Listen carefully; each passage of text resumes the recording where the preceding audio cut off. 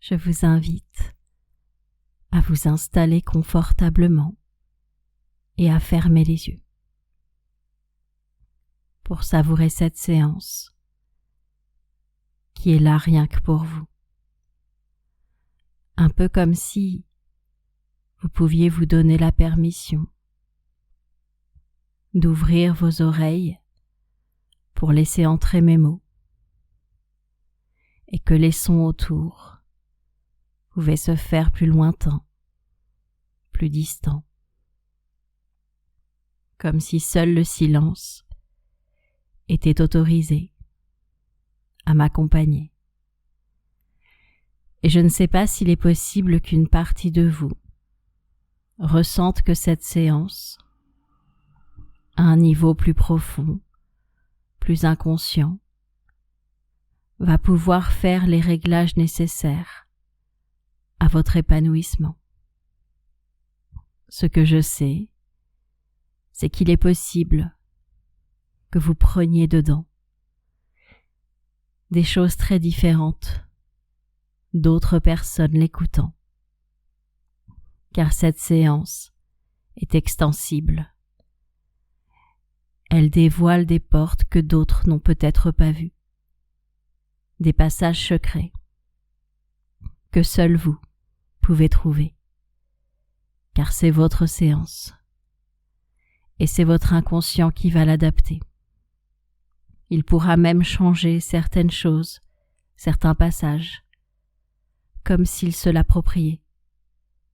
C'est la raison pour laquelle souvent vous pouvez avoir cette impression de vous reconnaître dans les histoires ou de reconnaître une personne de votre histoire. Et souvent, après une séance d'hypnose, on a l'impression que notre histoire est en train de changer. On est en train de se la raconter autrement. Et elle commence à nous plaire vraiment.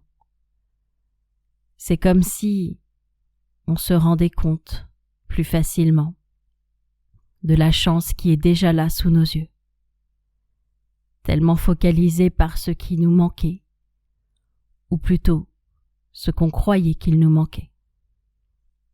C'est la raison pour laquelle il est possible que vous vous sentiez plus heureux dans les jours d'après. Et justement, j'aimerais commencer par vous raconter une histoire.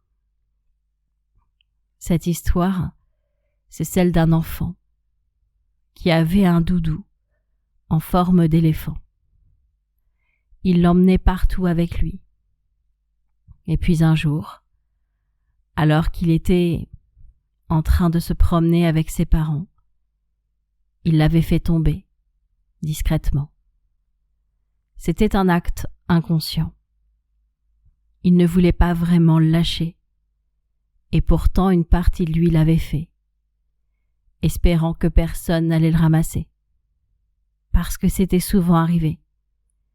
Et même une fois on ne l'avait pas retrouvé, et ses parents lui avaient acheté un autre doudou pour le remplacer. Il ne savait pas comment leur avouer qu'il voulait maintenant s'en passer, qu'il pouvait avancer en étant débarrassé de lui, qui lui avait suffisamment servi, et qu'aujourd'hui, il aspirait à autre chose. Je dois vous avouer que cet enfant espérait vraiment que quelqu'un allait retrouver son doudou, mais qu'il le garderait pour lui, qu'il en prendrait soin, qu'il allait faire ce qu'il fallait pour pouvoir continuer à le laver et à le repriser si la mousse à l'intérieur s'en échappait. Il s'imaginait que ce doudou était entre de bonnes mains, et il espérait chaque matin que personne n'allait le lui rapporter, parce qu'il sentait qu'il était libre désormais, qu'il pouvait avancer, qu'il pouvait faire autrement, qu'il était suffisamment grand. Cela n'a rien à voir avec une dépendance dont je suis en train de vous parler. Je ne suis pas en train de vous raconter qu'un adulte a abandonné sa cigarette sur le côté et qu'il espère que personne ne va lui en reproposer. C'est très éloigné de ça. C'est à un niveau beaucoup plus inconscient. C'est la raison pour laquelle vous pouvez simplement laisser l'histoire se déposer là où votre inconscient souhaite qu'elle aille. Il peut y prendre dedans ce qu'il souhaite, parce que je vous parlais des actes inconscients, des choses qui se réalisent grâce à une partie inconsciente de nous, qui ne veut pas exactement la même chose que notre partie consciente. Et parfois, on ne se rend pas vraiment compte, mais il y a plusieurs parties en nous, des parties qui veulent toutes notre bonheur, mais qui imaginent que le bonheur est différent. Elles en ont une définition différente.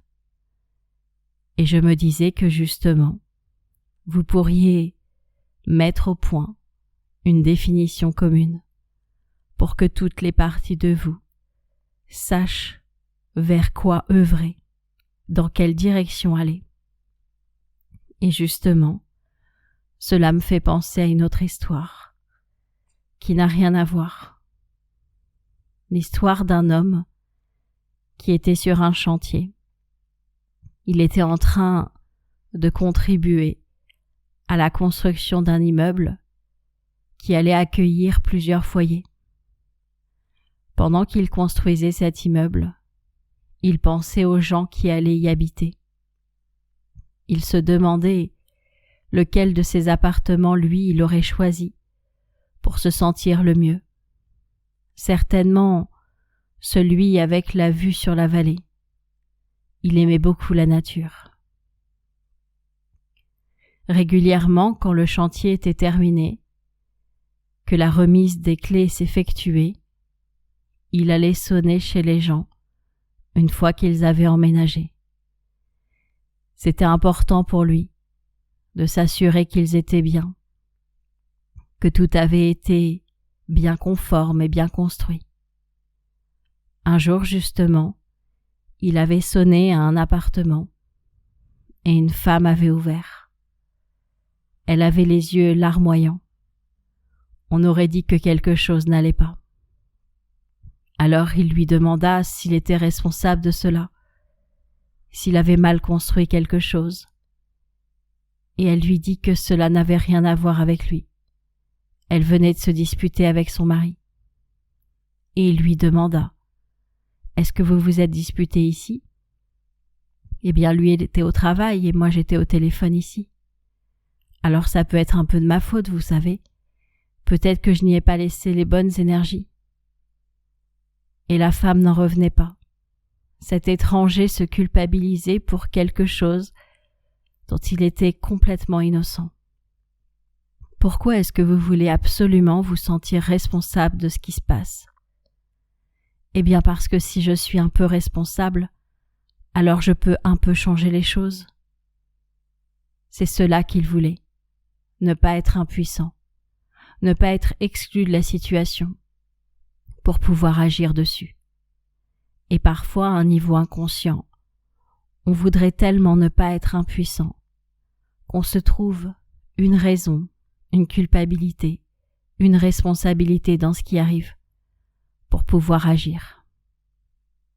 Cette séance, c'est un dîner aux chandelles avec vos parties inconscientes. J'aimerais que vous puissiez communiquer, collaborer. J'aimerais que vous puissiez vous mettre d'accord pour œuvrer ensemble. Alors peut-être que vous pourriez ressentir, là maintenant, une sorte de collaboration interne pour que vos pensées conscientes et inconscientes puissent œuvrer dans le même sens, dans les mêmes sens, car vous avez le droit de vivre plusieurs expériences. J'aimerais vous raconter une dernière histoire. Cette histoire parle un peu de la magie de Noël.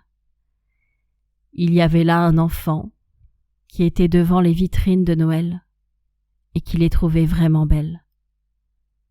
Il se demandait comment c'était possible que les automates bougent de cette façon. Il voyait bien certains fils transparents et il s'imaginait qu'il y avait des moteurs derrière. Et même si sa partie mentale comprenait, pouvait se l'expliquer, il y avait une partie de lui qui aimait rêver, qui refusait de se l'expliquer. Elle voulait continuer à croire que c'était magique, même si sa partie scientifique savait exactement comment ça marchait. Alors qu'il était en train d'admirer une nouvelle vitrine avec des automates un peu particuliers, il fut surpris de constater qu'il y avait 0 fil. Certainement que les choses se trouvaient à l'intérieur du personnage. Son côté scientifique en était convaincu. Et son côté qui aimait la magie se disait que c'était encore plus magique que les autres. Et il était heureux, parce que les 2 parties en lui étaient satisfaites. Jusqu'à ce qu'il aille dans la vitrine d'après. Il n'y avait pas de moteur dans celle-là. Il y avait une danseuse. Je veux dire une vraie danseuse, en chair et en os, qui dansait toute la journée, quasiment les mêmes mouvements. Et il s'était demandé où était la magie là-dedans. Il se mettait à sa place et il se disait que cela ne devait pas être très drôle, d'être enfermé dans 2 mètres carrés et de faire le même mouvement toute la journée, un peu comme des gens qu'il connaissait qui travaillaient à l'usine. Alors il décida d'attendre la pause de la danseuse pour lui demander pourquoi elle faisait ça. Il n'y avait rien de magique dans tout ça. On savait qu'elle était humaine, on savait bien tout ça. Mais la danseuse ne fit pas de pause, car la danseuse n'était pas humaine. Elle était elle aussi une automate hyper bien imitée. Et il se rendit compte ce jour-là que parfois, on a tendance à ne pas voir la magie dans ce qui nous ressemble, dans ce qui est de l'ordre de notre quotidien. On a tendance à ne pas voir cette magie-là. C'est la raison pour laquelle votre imagination a le don de pouvoir transformer certaines situations et d'y rajouter de la magie, même si cela ressemble à notre vie. Et je ne sais pas ce que votre inconscient va faire lors de ce dîner aux chandelles avec vos parties conscientes et inconscientes, parce que toutes les parties de vous vont pouvoir se réunir, votre partie cartésienne et votre partie qui aime la magie. Toutes ces parties-là vont pouvoir œuvrer ensemble. Vous allez pouvoir sentir à un niveau plus profond que de nouvelles stratégies de bonheur s'enclenchent, comme si votre inconscient téléchargeait de nouveaux programmes d'épanouissement. Et vous pouvez sentir que de nouvelles nuances s'installent, de nouvelles possibilités. Et vous pouvez sentir que de nouveaux équilibres se créent pour que vous soyez le plus épanoui possible. Et peut-être que vous pouvez déjà vous imaginer demain, après-demain et dans les jours d'après, voyant que cette séance a œuvré à réconcilier toutes les parties de vous, à les faire se connecter pour pouvoir combler ensemble vos besoins profonds. Comme si il n'était plus question de laisser de côté certaines parties que vous jugiez non convenables. Toutes les parties de vous sont aimables. Elles ont toutes quelque chose d'exceptionnel, de magique, de fantastique. Vous pouvez toutes les aimer. Vous pouvez arrêter de lutter contre ce qu'elles sont, contre ce que vous êtes, contre vos pensées. Vous pouvez tout accueillir. Toutes les parties de vous, conscientes et inconscientes, vont pouvoir maintenant se réunir pour pouvoir œuvrer ensemble. Je vous souhaite d'être très heureux. D'ici quelques instants, la séance va se terminer et votre inconscient va pouvoir en douceur revenir à la réalité. Et quand vous le souhaiterez, à votre propre rythme, vous allez pouvoir doucement revenir ici et maintenant au moment présent, en réunissant toutes les parties de votre être. Et quand vous le souhaiterez, vous pourrez simplement ouvrir les yeux doucement.